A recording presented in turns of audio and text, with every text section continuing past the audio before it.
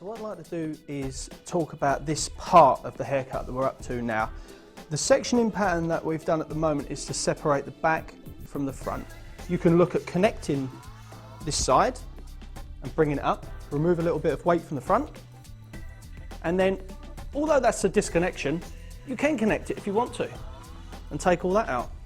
The section we're going to be looking at now is the horseshoe section.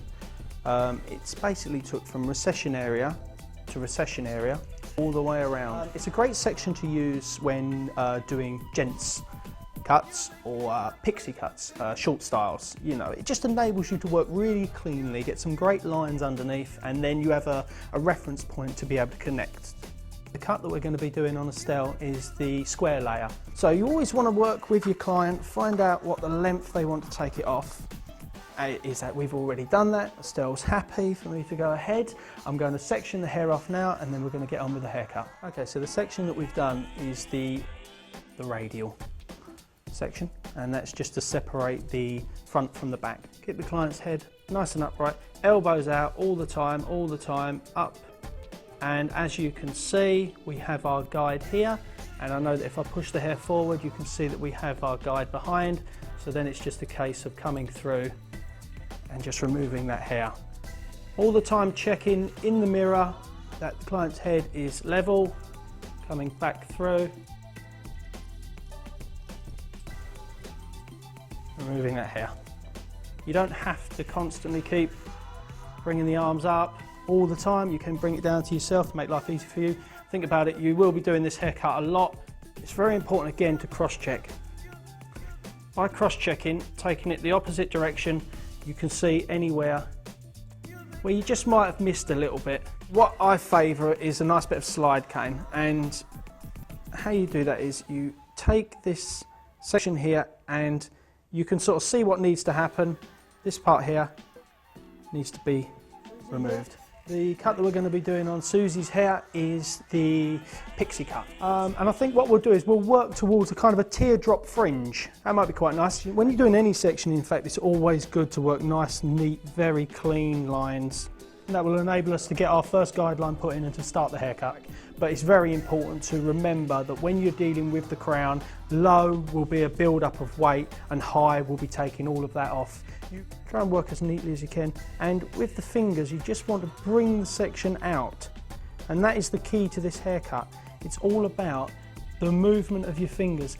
You're almost pushing your hand into the nape but bringing your fingers out, and that will create that shape. It will get that guideline in there, and that is the key to this haircut. You want to put in a nice build-up of weight, so keep the fingers out like that, and then working it from long to short. Now, so first thing I want to do is to just really get in there and clean that top line out, and then with a slight, not natural fall, because when it falls naturally I know that it's going to fall in a very nice shape, so you want to overextend it forward.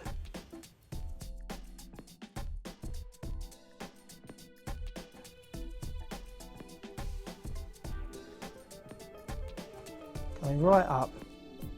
We're going to work our guideline from this point, and we're going to work it down into the nape. We're not going to cut the nape area, the baseline first. The reason why we're not going to do that is because if you cut that first, you commit yourself to always following that length. And I find that if you did the whole haircut first and then cut the baseline at the end, you have the opportunity to decide and determine how high or how low to keep it. So if you want to keep it feminine, keep it low. If you want to have a really strong, sharp line, obviously taking into account neck hair, that all has to be determined. Then doing that at the end is the best thing. We're going to elevate this 45 degrees to get our build up of weight. So take that down into the neck area and we begin to point cut for texture. Again, same as before, keeping that 45-degree angle, always checking to see that you can cut, only cut when you obviously see the guideline. But in its essence, this is the grad bob, build up of weight, falling into strength through the back. The cut that we're going to be doing on Leanna's hair is the one length bob.